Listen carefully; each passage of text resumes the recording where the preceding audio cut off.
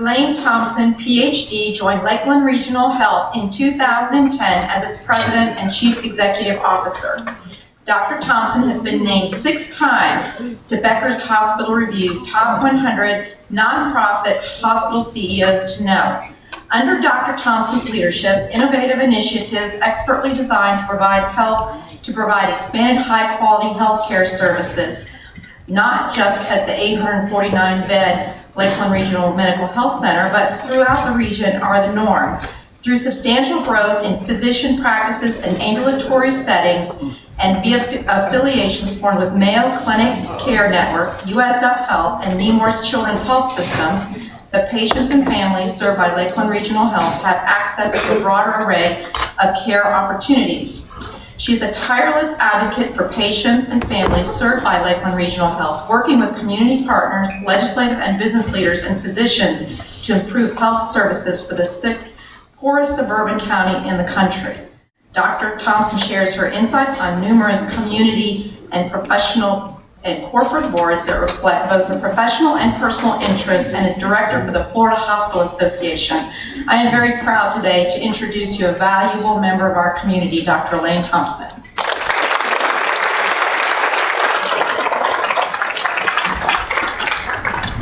So thank you so much for inviting me back to speak to the Rotary.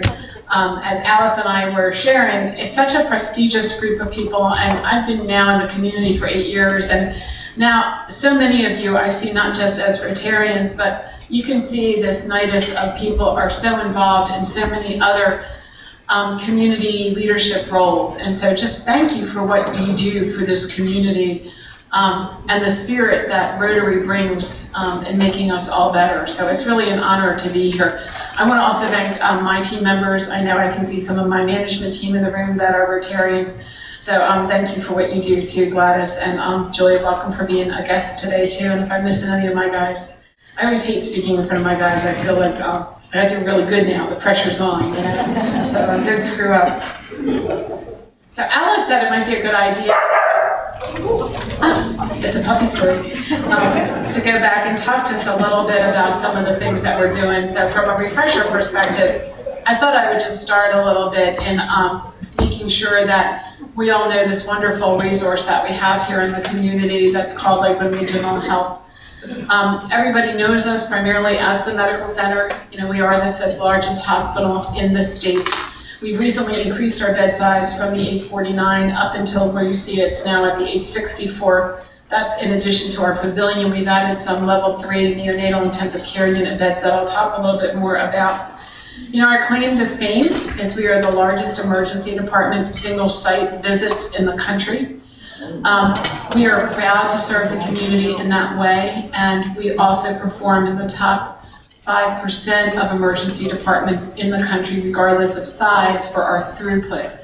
80% of our people, if they come to see us in the emergency department, are either home or in a bed in less than 3 hours. That claim to fame has gotten us international and obviously national attention. We have teams of people continuously coming into the emergency department to understand how we can have that type of throughput and the quality and access that we have in the ED. So that's a high priority for us to know that that door is always open for you and it's always ready. It's very hard for me to come when I come out and I talk to kind of just talk about it without always giving a little bit of a commercial. So I digress now into a commercial. You might see in the paper there's a lot of rumors of development that are being done for building freestanding emergency departments in our community by folks not Lakeland Regional Health. I just want to make sure people understand a freestanding ED is really just an urgent center on steroids. You will have your charges being much quicker and higher than what you would do in an urgent center if you go to a freestanding emergency department. And the only doctors that will be in an emergency department are emergency physicians. So remember I said this is my commercial. When you come to our emergency department, not only do you have fellowship trained, credentialed adult emergency medicine physicians, but you also have pediatric certified ED. But behind the doors of the ED is 600 members of the medical staff. Because when you're coming into an emergency department, if you truly need an emergency visit, right? You really don't know if you need a cardiologist or a GI physician or an ortho physician or a trauma physician. And that's the difference about a freestanding ED. You'll have just an ED doc. But if you come to our hospital, you will have the availability of the 600 physicians that sit behind that ED. Just a little commercial. Okay. All right. We are also home to our Banish Institute for Advanced Rehabilitation Medicine. We're so proud of that facility. It's a 32-bed acute care rehab hospital. I don't know if any of you had family members that had part of the Banish family now. It's probably the program that I get the highest number of compliments, although I get a great deal of compliments from our other service lines too. But this is a service for people who have had either strokes or significant musculoskeletal disorders that come to us for about a 2-week stay so we can get them back to their homes and we can get them as strong, as healthy as possible. It's been a great program for us. It's nearly full almost every day. We had no rehab up until 3 years ago when we were able to receive the certificate of need for that facility, and it's just really doing a great job for our community. We've expanded some locations, so although I've talked to you about that we are, our medical center is our hub, we also have now a lot of physicians in the community serving the needs of our patients. And this just gives you some representations of as far out as we are. We do have pediatricians in Winter Haven, we have family practice in Auburndale, and you'll see strong coverage from the north-south component as well. The Hollis Cancer Center has grown over the last couple of years. What are we saying now? Either 1 in 2 or 1 in 3 of us will live with cancer at some periods of our lives. And we've definitely seen that increase in volume as we've expanded our chemotherapy areas, our radiation oncology areas, and added medical education space there with the Campisi Auditorium. Very fortunate to have the Hollis gift that named the Cancer Center, and also the Campisi gift, which named not just the auditorium, but also the medical oncology suites. We now have our medical oncology suites, that's where you would receive your chemotherapy, have been nationally awarded design accolades because they are so patient-centered. When we were out doing that renovation, we grabbed patients that were getting chemotherapy and said, what could we do to make that more palatable to you? If obviously the term enjoyable is a little inappropriate at that time, but they really talked about making sure they had views of the lake, that they had a private area, that they had a place where if they felt like eating, they could eat. And then also having a way to shut it down in case they didn't want to see somebody eat next door to them, that they have a way to have people with them, not with them, whatever it was that made them more comfortable that particular day. So again, a great addition. It was about a $27 million project on the medical oncology suites. And then we also brought in new radiation oncology equipment. The equipment is in a partnership with our USF neurosurgeons and also our radiation therapists and our radiation physicians that are allowing us to do much more deep brain and spinal radiation treatments, allowing very minimization of hurting healthy tissues and being very directive at only getting to the cancerous lesions. Our partnership with our physician groups have been really amazing. I'll talk a little bit more about the pediatric ones as we spend most of our time talking about the elephant in the room, right? The Carol Jenkins Barnett Women and Children's Pavilion, which I know people would love to be updated on. But really, a hospital is nothing without its physicians. And we have been blessed in the history of our organization to just have some outstanding physician partners. The Watson Clinic has been a tremendous partner to the hospital over the course of their 75-year history, our 100-year history at the medical center. And probably right now we are doing the peak of programming with them on so many fronts to make sure that collectively together we can service the needs of the community. We actually are doing shared cancer center work now, doing a lot of shared cardiac work, OB work.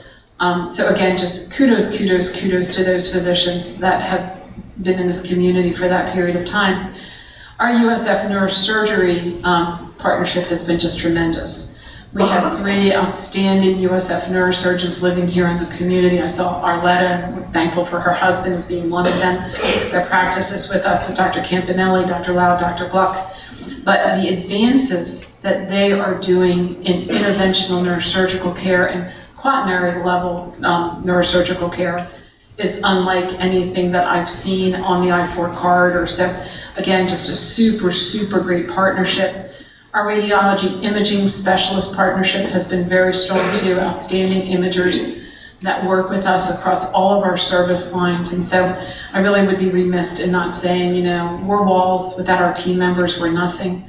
Key to that is the physician leadership at the organization, as well as the physician rank and file. I do not want to minimize our nurses and our other team members by any stretch of the imagination.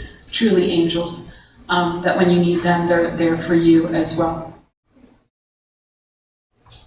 So the Carol Jenkins Barnett Women and Children's Pavilion, is the big project we're out continuing to talk about and out fundraising for, hint, little commercial, in order to make sure that program can be as successful as it needs to be. I apologize if you've heard me speak about the pavilion before, because the story kind of stays the same. I want the community to know, although this was a very hefty project, it's a $275 million project. We received so far about $50 million from the community in donations, and we were in a $52 million campaign. The rest of this funding came from bonds and then from operation to support this project going forward. The number one reason we did this project, however, was not about women and children. It was about trying to get all of the hospital to single private rooms. Prior to starting this project, only 55% of our rooms were private. And that is not good for multiple reasons. One is obviously just for your privacy, for your comfort, for your engagement. But the other reason is for your infection rates. You are more likely, especially post-surgery, to have a surgical site infection if you're in a double room as opposed to a single room. Across the country right now, you cannot build new hospital rooms that are not single. And so we knew that we had to get through those older parts of the hospital and turn those doubles into singles. So when we built the pavilion, we brought on 100 new rooms. So we are now going back to the older parts of the hospital and taking the doubles down to singles. As of last week, about 85% of our people now are in single rooms, which is a huge accomplishment in addition to doing something amazing for women and children. The other part of this project that was really important to us was a new data center. Hidden in this building is our one of our key server areas. Our data center previously, and we're still migrating into the new building, was on the 5th floor of the north building, and it was on a flat ceiling. And every now and then the elements of the weather would jeopardize some of that server capability. And you can imagine in today's world, the one thing you really need is super, super tight infrastructure around your servers. And so this has been a state-of-the-art design. We were able to build it as we wanted to build it. It's interesting, now you don't build larger servers, you actually can build smaller data centers. But it was very important that we added protection to our digital environment. Our secondary server environment is actually at the Cancer Center, at the Hollis Cancer Center. And then we have remote hosting both in Malvern, Pennsylvania, and in Kansas City. And we have minimal at this point up in the cloud. But that is another huge benefit to this project that we really feel that we've modernized. Made it also a little bit better for cybersecurity through some of the segmentation and the virtualizations that we were doing in that space in addition to what we were able to do for women and children.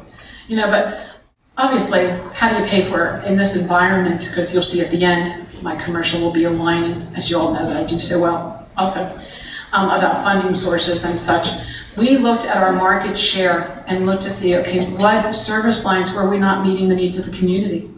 And the service area we were not meeting the needs of the community was in women's and children's.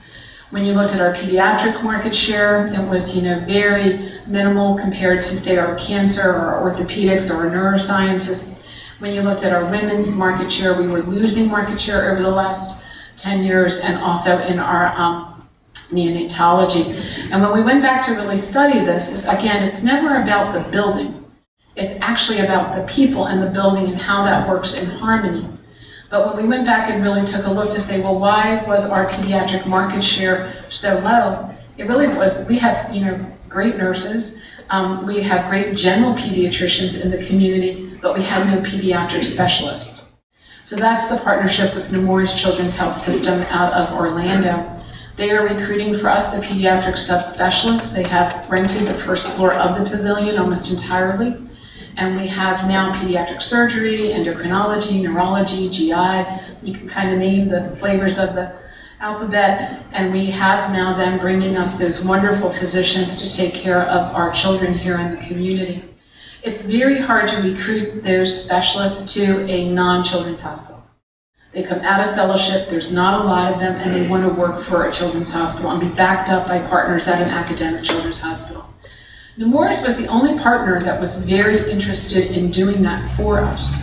We had gone out and talked to St. Joe's in Tampa, we looked at Old Children's, we looked at Arnold Palmer, and none of those partners were really willing to put the people here in the community. Nemours was. And that really was a very distinctive difference. The other partners really wanted to kind of just rotate doctors here, Monday through Friday, have some office hours and take the children back into Tampa and Orlando and not really do the programmatic needs that we would want to have. So we were so blessed that Nemours is in our community and their passion and their national reputation for always putting the child first. We've really gotten to know them over the last 3 years as we worked on this project with them. And if you want to talk about culture alignment being perfect, I would say that is what's with the Nemours. If you don't know much about Nemours, Nemours is from the DuPont family. Mr. DuPont left his estate to this Nemours Foundation, which supports the children in the states where he had residency. It's in Delaware and Florida, and in addition, they do work across the country in just fostering education in children and education as it relates to making sure these children are healthy. So it's nice to have a partner too that I think has a $3 billion foundation.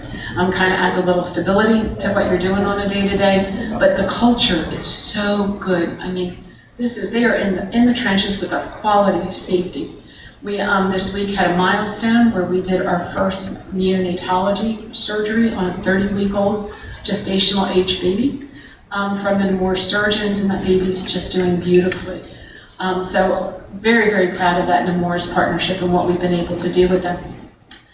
On the first floor of the pavilion, like I said, a lot of that is in a 10-year lease to Nemours, which is great to help us not just fund the building, but also to bring these physicians to practice in. We also have a new fetal care center. And the fetal care center is high-risk OB doctors. We had not had high-risk OB doctors in our community for about 8 years since Dr. Barrett had passed away. And that was probably one of the reasons why our market share was starting to diminish in the maternal service line. But we have now 2 maternal fetal medicine specialists from Nemours. They're full-time in the fetal care center. Tremendous doctors that are really adding such value, not just to the patients they see, but what they are adding from a programmatic perspective has been outstanding. We recently showcased a patient who was from Winter Haven, who had a heart attack, multiple miscarriages, and her OB doctor at Winter Haven said, you should go to Lakeland now that they have the Center for Fetal Care. We know that you will have a safe delivery there. Think about the power of that. We have amazing cardiology at Lakeland Regional between Watson Clinic and our employed physician group. I mean, top-notch cardiology. So that we can take women now that are having cardiology and birth problems and be able to do that kind of care. It's been a highlight even in the short tenure that we've been open, and that mom's had a very, very beautiful baby in Winter Haven. So the maternal fetal care center actually now has partnered with our neonatologist, Dr. Preziosi, and his team, so that we've opened up the level 3 neonatal intensive care unit, which means we can take the smallest of babies.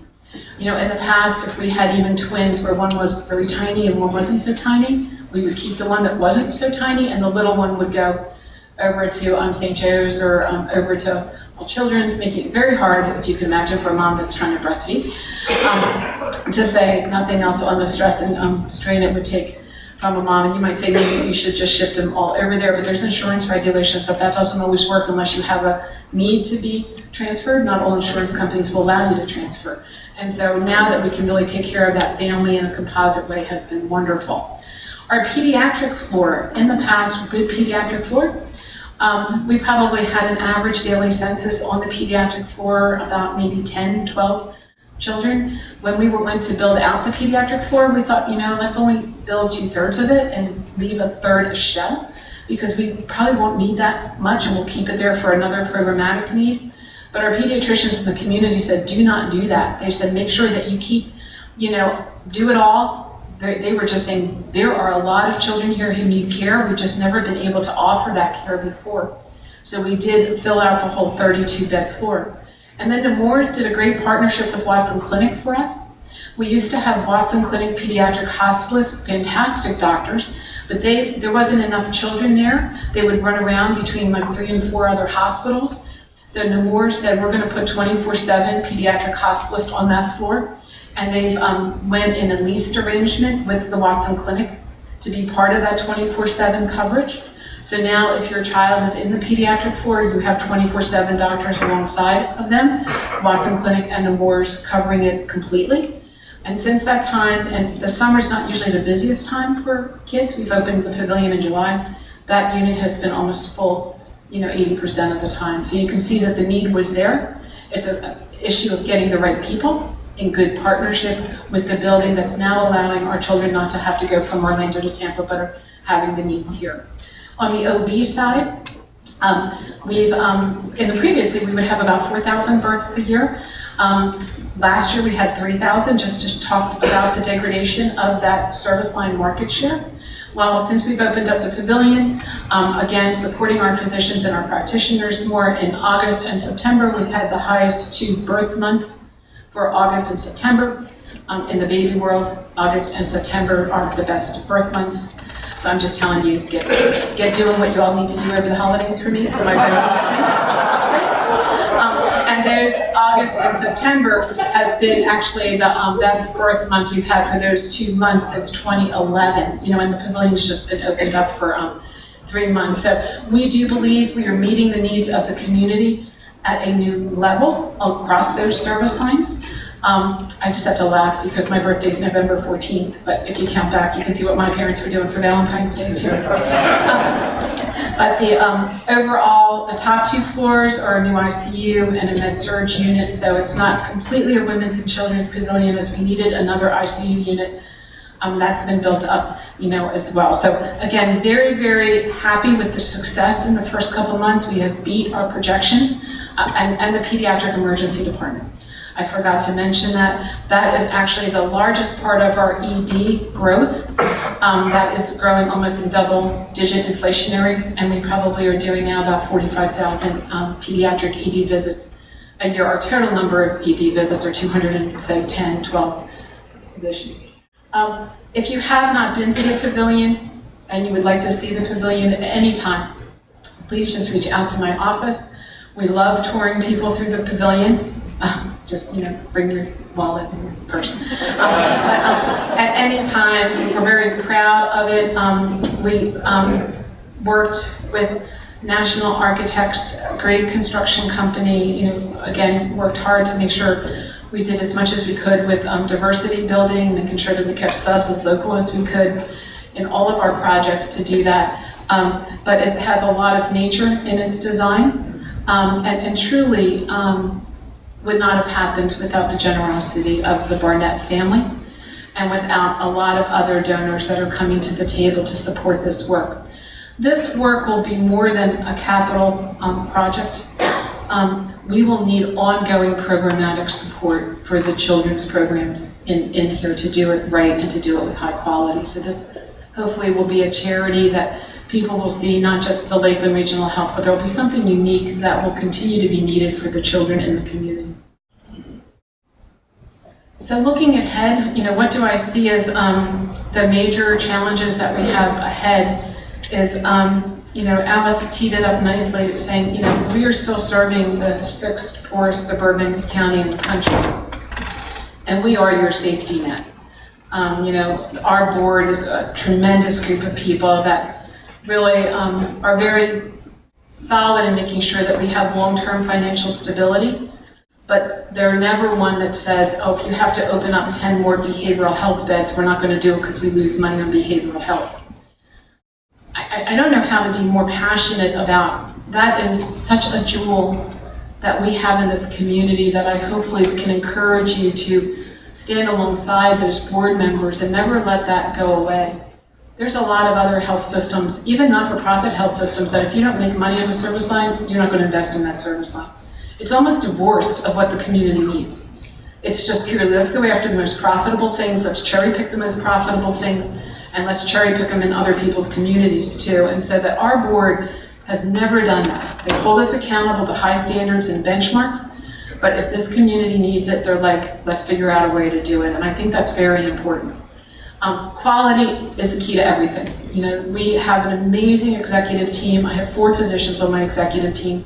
That's different than when I first got here, but I firmly believe you need to put the best clinicians next to the best administrators, and I have great administrators, and that's how you make a difference in delivering healthcare. And so between Dr. Regan, Dr. Chablis, Dr. Eskowitz, and Dr. Green, we have big voices at the C-suite on making sure quality and safety never gets lost. Very strong nursing too. They're strong, Dr. Nelson and Dr. Fansler, 2 of our nurse executives, are right there making sure that we are never putting the patient behind anything, that the patient and the safety is always out there first. But it is expensive to do that. You know, it's expensive to keep a certain amount of nurse to patient ratios, a certain amount of dollars it takes. So at a time when we see our payer funding dwindling, we want to assure you that we will do everything we can to never let that slip. Governmental payer concerns have been really hard, and I would say the majority of it's been Tallahassee. We have been cut incredibly over the last 6 years. 40% decrease in our Medicaid rates. There was no expansion to Medicaid. We lost $8 million in funding last year alone, and hopefully as changes occurred in Tallahassee, we can have some reasonableness to stopping the cuts in Tallahassee. We're really very thrilled about our city partnership, and always have worked out with the city as our times get tough. Obviously, we'll have dialogue with the city, and they've been very supportive.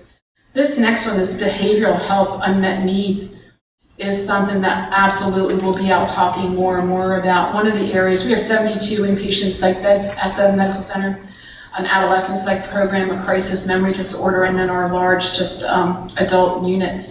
This unit is full all the time. The rate at which the police are bringing us people in crisis, adolescents, adults, Baker active people, is something I've never seen. There's been a 100% increase in this almost in the last 2 years. And the cost of care for this population is huge because a lot of it is one-on-one staffing until we're sure people aren't going to harm themselves or harm other people. So we are studying closely the needs of the community in behavioral health, and making sure that we can do everything we can to do the inpatient care, maybe some partial care, partner with Peace River to the best of our ability.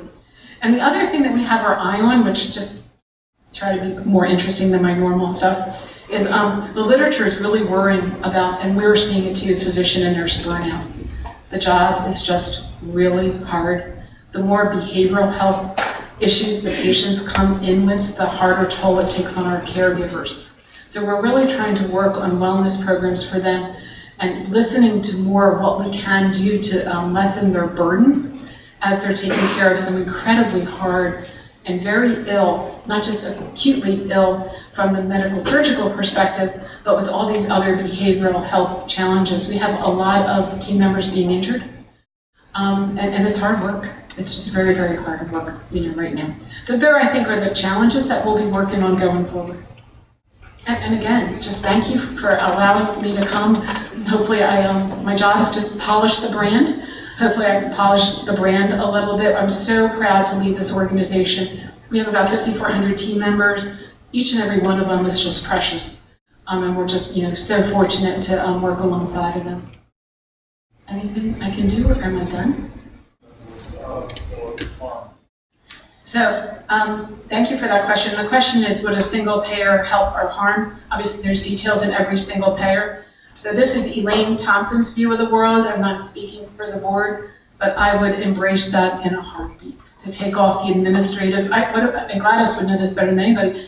We're spending probably somewhere around 18% of all healthcare purely in the administrative burdens of doing all of the nonsense, the pre-approvals, the authorizations. I can't tell you how many people I have working in authorizations department that would be a lot better at the bedside.